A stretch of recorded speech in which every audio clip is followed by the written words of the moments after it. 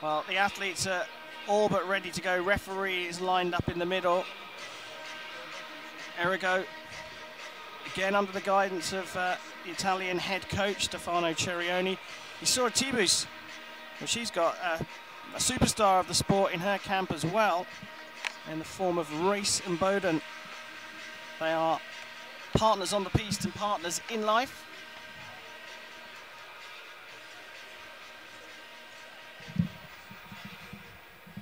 It's been a grind today for THIBUS, but sometimes that works out well. It's been a little bit of an easy ride for Ariana ERRIGO. The two-time world champion, two-time European champion, has come through the field, beating Blas 15-8, Lugos 15-4, and Palumbo 15-3. We're underway here, semi-final number 2 of the women's foil competition here at the European Championships of 2022 in Antalya, Turkey.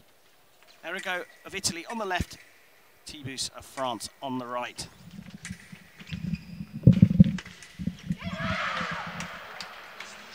That looks like a counter-attack from ERRIGO, going 1-0 up. And I think THIBUS just doing her shoelaces there.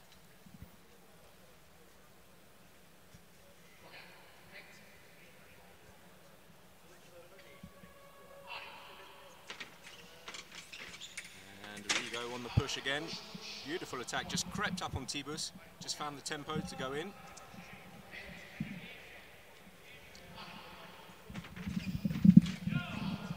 Oh, that looks like it's a counter-attack from THIBUS, 1-2. We say 1-2, not 2-1, because in fencing terminology, we say the score of the person who scored last. That looks like the tack off target. Yep, I agree with the referee there.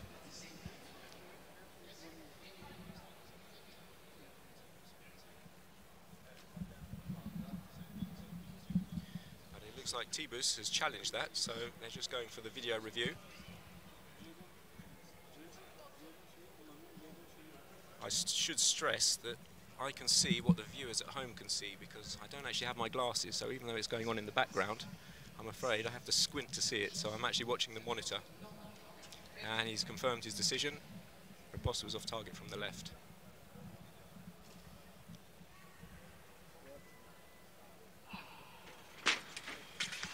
Oh, beautiful attack from THIBUS from the right. Just finds a way through to the flank of ERRIGO, because ERRIGO's a left-hander, just like in the previous match. We had a left-hander versus right-hander.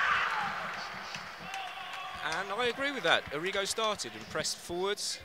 It doesn't matter who hits first in foil fencing, it matters who establishes the priority. And that, for me, was the attack by ERRIGO. And even though she doesn't hit first, she does finish, and she has the right to. And it's 3-2.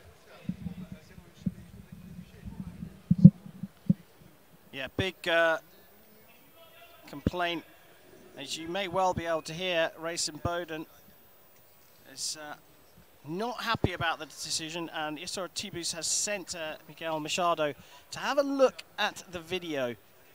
Now, what tends to happen is the referee will watch the action in full speed a few times. There is Race and Bowden, American fencer who's taken a year off. We're not entirely convinced he's retired. Machado is back, and he changes his call. Final action's given, and now Stefano Cerioni stands up at ERRIGO's end of the piece to complain about the decision. So right in the middle, the Portuguese referee Machado is getting it from both sides from the coaching box. Decision made though, 3-2, Isura THIBUS. Yes, that's right. So even though I said I thought it was ERRIGO's attack, it just depends how the referee is going to call it and how much leniency he's going to give on preparation. And I think in this day and age they're starting to tighten up what they give as an attack, and that was obvious just then. It's simultaneous, so no hit scored.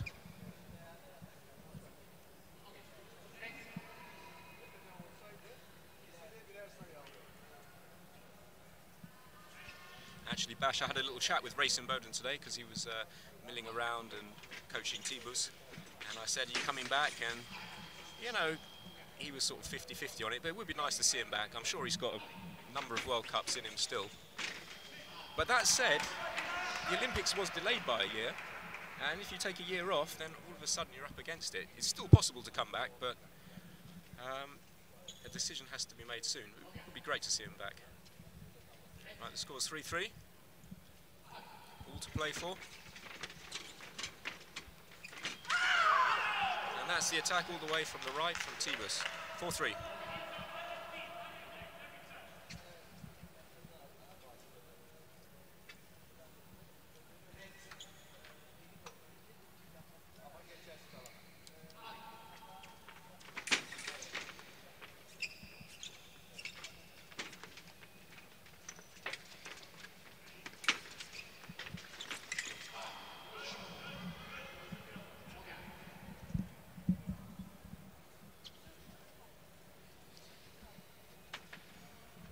THIBUS has just gone to straighten a blade, or no, do the shoelaces up.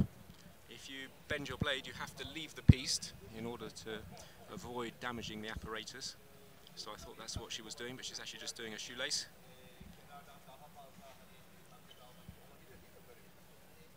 Sometimes fencers use this for a little tactical break. I don't know if it's the case in this instance, but sometimes they have been known to take a little breather just to reset the fight for a minute.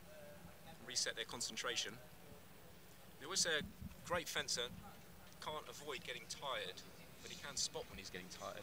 So he can take a break and just reset the momentum. Well, attempt number 17 to fix Richard's microphone and headset.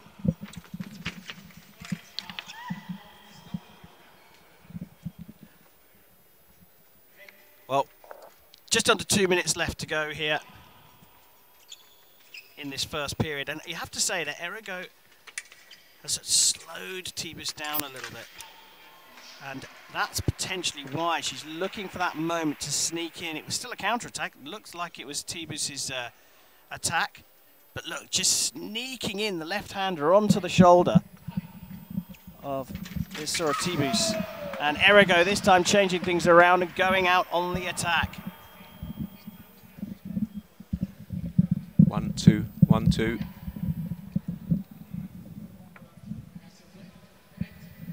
1-2. Well, looks like we may have fixed the Richard Cruz solution just in time, Richard, because this is turning into a little bit of a tasty matchup. Yeah, absolutely. So, yeah, we're all fixed now. Testing 1-2. Teşekkür ederim. Very good, and thank you very much indeed. Lovely cease riposte from ERRIGO, 6-4. I thought it was April the 1st bash when you invited me in and said my mic's not working. I walked all the way in. You upset me earlier on today, you know why. What did I say? We're not going to talk about it on air, but I just thought I'd get you to walk 1.5 miles in the blazing heat. Sorry to cut in, Bash, but I think THIBUS may have found the blade. Yep, she may have found the blade on preparation. Now, it just depends what point of contact was made at the blade. See, if it's too near the guard, it may not be deemed to be a deflection that's strong enough to be an attack on prep. But I would say attack on prep for THIBUS there. You were talking about this earlier, I'm not sure whether people caught, but it is interesting that the referees are now making a slightly different distinction on attack on prep. What is an attack and what isn't? I think they were a little bit lenient for too long as to what they gave as an attack. And a good sport has to not favour the attack or the defence. It has to be a sort of mix of the two. So I think if they tighten up the prep, i.e. give more attacks on preparation, then I think you'll see a more balanced game. Yeah. Yeah, I'll tend to agree with you. Machado went to have a look at the video. He's back now. Yeah, you see? I told you, it was a little nick on the blade in preparation. Yeah, look, and he's giving it. ERRIGO's not happy about it at all. And Stefano Cerioni down at ERRIGO's end says there were 2 meetings of the blade. So if there were, clearly the second one from ERRIGO wasn't deemed strong enough. 5-6, THIBUS trails. Oh, look, attack was parried, but THIBUS took a little bit too long to riposte and was timed out. So even though ERRIGO's hit out of turn, it's in effect 1 light and her point.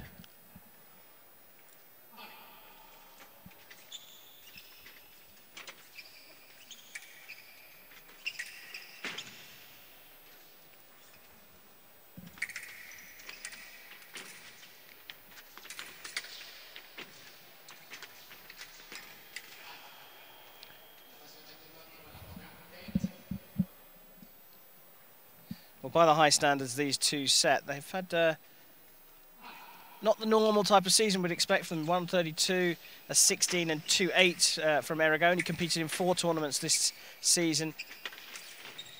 2 8s, a 16 and a 64 from THIBUS. They've met each other 13 times, up to 15 hits that is, and ERRIGO leads that head-to-head 9-4. Their last meeting was way back in Turin at the Grand Prix in 2020, and it was THIBUS who won that one 15-13. So we're always expecting a tight fight. Yeah, absolutely. In fact, like I said, the previous match was over very quickly. A lot of matches in women's foil and in men's foil indeed go to the second, third period. So it was amazing to see a lot of attacking fencing in the previous match. But this was always going to be a tough one, a very tight one.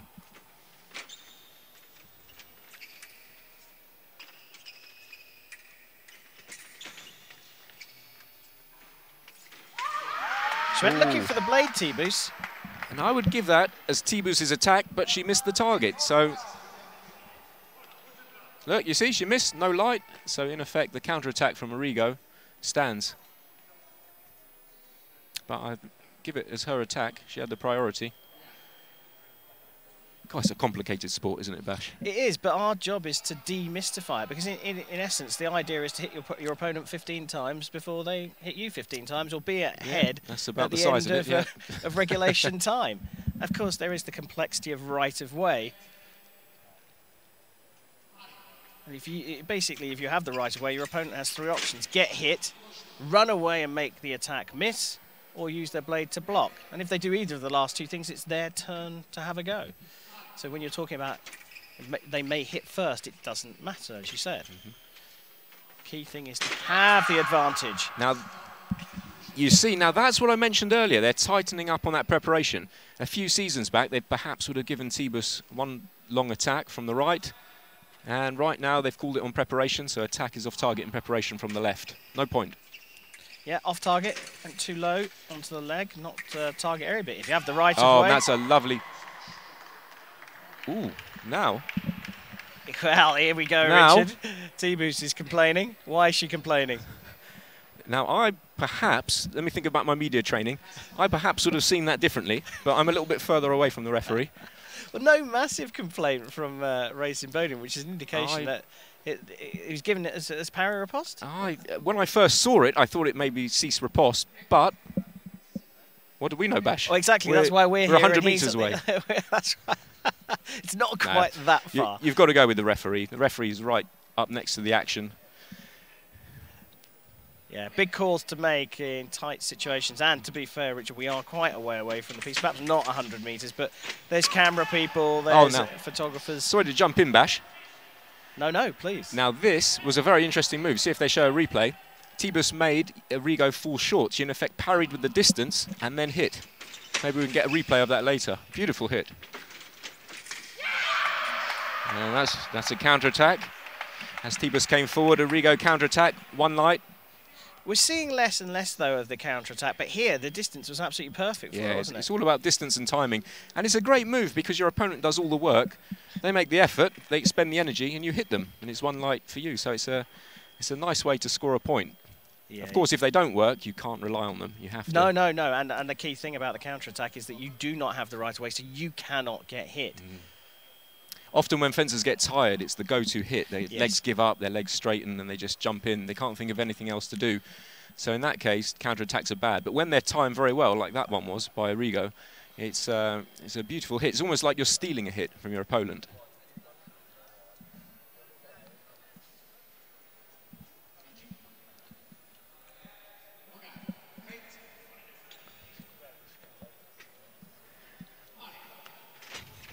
So handful of seconds left in the first period. There we go, 10-7 up against THIBUS. This for a place in the final to face Leonie Ebert of Germany. And they have decided to just give up the final few seconds of that period and go for a minute's break to have a chat with their coaches. ERRIGO is just slightly edges. We often say with Italian fencers, you'll be fencing away and you seem quite tight, and then 20 seconds, 30 seconds later, you're 3 behind. Is that your experience of fencing and seeing the Italians fence? Certainly some of them, like Cassara, he was a hitting machine. ERRIGO's very similar actually. She can score a lot of hits in a very small time frame. So, yeah, you're right. You blink, 3 hits gone. We'll get to hear what the coaches have to say. What's your Italian like? Molto bene.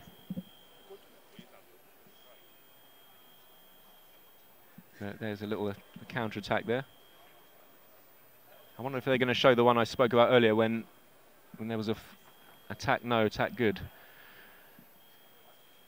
Yeah, using the distance to avoid her opponent. I'm not sure that we're.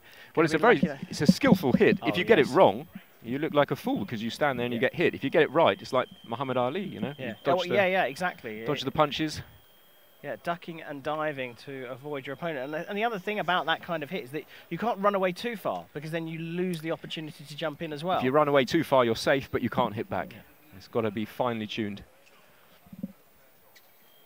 Well, the pair of these two are finely tuned and ready for the second period of potentially 3. But if you look at that scoreline, target score of 15 is likely to be reached in the next 3 minutes. ERRIGO versus THIBUS for a place in the European Championship final. And that's the attack from the right. Slow pressing attack from THIBUS. She just blended in.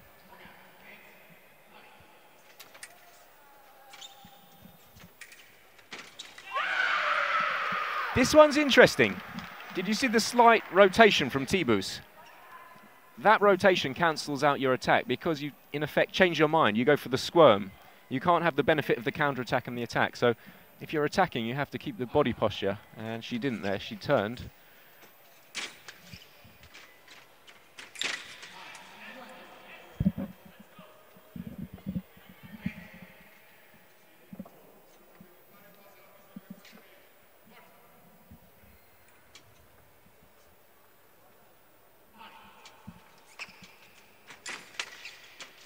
THIBUS pressing. She's trying to find a way back into this fight, but she needs to be careful of the ERRIGO counter.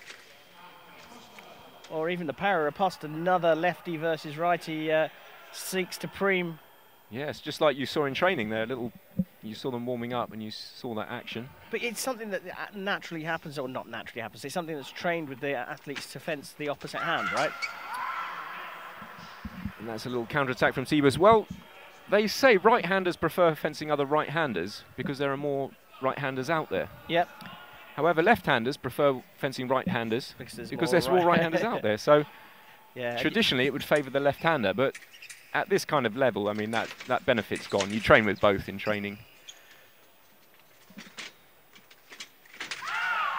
Attack from the right, yeah, that's correct. It's another one of these slow pressing attacks again. Slow pressing attack, finishing around the back to the flank. Because ERRIGO's a left-hander, so look, THIBUS finishing around the outside of the sword arm.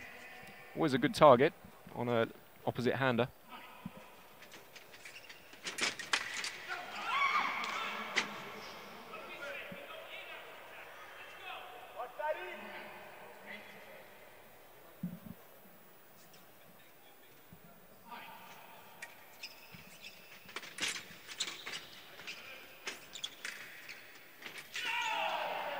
Now that was spectacularly well timed. You see one light, para riposte, but not too fast. It's not about the speed, it's about the feeling of the tempo. And just like that, with a little bit of hard work, or a lot of hard work from THIBUS, ERRIGO finds herself all square now. And now what's going on? Are we having a little foil change? You see, this is actually quite a good time for ERRIGO to change a foil. Yeah. Just to reset the momentum, reset the fight, think about what to do. Even if you can just gain a minute, it could actually reset the flow of things. It's interesting as well, when you look at both these. I saw ERRIGO earlier on today. She was sitting on at the end of the blue piece at the end of a fight that she won, I think 15-4.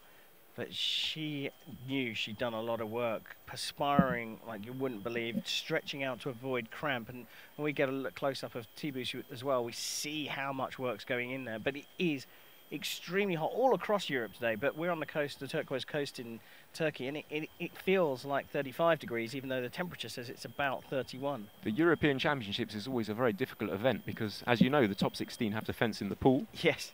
And it's always held in June or July. Yes. in Europe. Well, I say in Europe, we're technically out of Europe now. Well, this is a debate that was had a couple of days ago. Not that I'm complaining. Let's not go there. No, it's a lovely place to be. And it's always held in somewhere swelteringly hot. Yeah. And athletes have to be very well conditioned, and you may see a little bit of cramping up here and there as they lose a bit of salt through the sweat. I've got a good look there at Racing Bowden helping out THIBUS with her mask clip. I suppose one benefit is the kit dries very quickly. Wet kit, you put it outside, 30 seconds later, bone dry. And we're resuming, 11-all, all to play for. Attack from the left, yes, I would give that, you see. One slow pressing attack, no break in timing. What do you think, Bash? Yeah, I mean, it was a tight one. They both sort of came off the mark very, very quick. We were going to get a replay, but they realised that the fencing was going to start again. Now, is a blade picked up in the middle? I think Machado's having a question about this one. He's going to have a look at the video of his own volition. Richard Cruz. I'll tell you what I think. I think they both went for the blade, and the way it's refereed in the modern era, if they both go for the blade, it favours the attacking fencer. And it's refereed that way to promote attacking fencing, to give us something exciting to watch. So I would say that's THIBUS's attack, but we'll see. We're about to find out. Machado comes back having looked at the video. He's giving it the other way. The riposte, well... It's interesting, isn't it? Because I was thinking perhaps together. You're thinking right, but Miguel Machado calls it for the left. And that's how fine the margins are in a sport of right-of-way. So ERRIGO 2 away from making another European Championship final. And that, again, looked like a long, slow attack. So ERRIGO has adapted to what THIBUS is doing. Yeah, that's right. Although THIBUS, I think she's going to challenge this. If she's got any more video replays to challenge, I think she believes she clipped the blade and won the right of way. Look, the referees are just going over to check the video.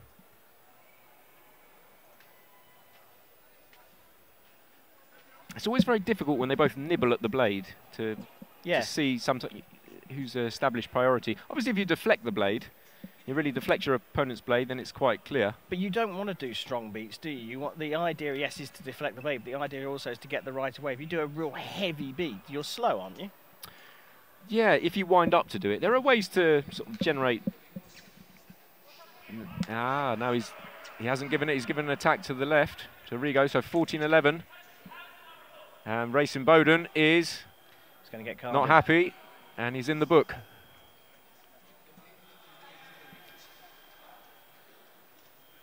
He's furious with that one. The referee is saying that she took a parry but didn't land the riposte. I can see it from Race's perspective there, but, you know, it's a game of margins. And 14-11. ERRIGO, well, actually, THIBUS is staring down the barrel of a gun there. She certainly is. And it's interesting that a card's been given to the coach. Racing Bowden now sitting down in his chair. He's got to take that, but you've got to be fair to Machado as well. He can't have the coaches being too aggressive in their complaints. Yes, they can complain, but Racing Bowden put in his seat.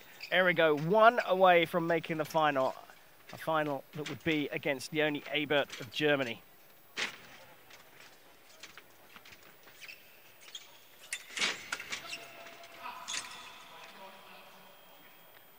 Good close quarters work there. The referee just called halt because there was a little clash of bodies, which is called corps à corps, body to body.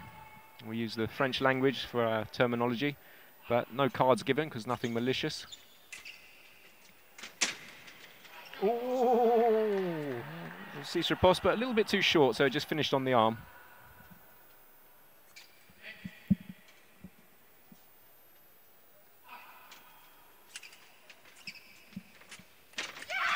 Attack as THIBUS is waiting, and that does it for Ariana ERRIGO. Volpi failed against Leonie Ebert, Ebert making it through to the European Championship final. But Ariana ERRIGO, who's had a pretty easy run of it today, had a tough battle there against Iosura THIBUS, and ERRIGO is through to the women's foil final at the European Championships. First evening of live coverage, and it will be Italy versus Germany in the women's foil. Richard, sorry about the issues at the beginning. That's all right, Bash. That's very kind of you. I thought it was a wind-up. Definitely. Oh, you know I wouldn't wind you up, Richard. You know I wouldn't wind you up.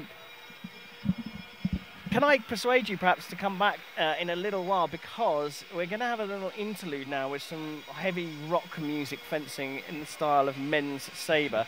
But we want you back for the women's foil final. Are you coming? You don't want me to commentate for the sabre? Well, you know what? I heard someone say that foilists are not very good at talking about sabre. So I tell you what, I'll take that risk. I think you're right. I think I'll pass over to Graham Bell. Yeah, you will indeed pass And over. then, am I invited back for the final? We want you back for the final, and Rich. Am I invited back tomorrow?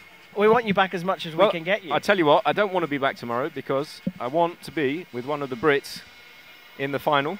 We definitely want to see you out in action on the piste. Okay. Of course, I'm completely impartial, so I can't fully endorse you. But good luck and well done today. And we'll see you in about, well, probably about 6 or 7 minutes, because we've got 2 men's sabre semi-finals to do, and then you're straight back into the women's thanks, Bash. See you on the other side. Cheers. Richard Cruz from Great Britain giving us his expert opinion when we finally got him back on air. Now it's my turn to move into the expert seat as I hand over the reins to the marvellous Graham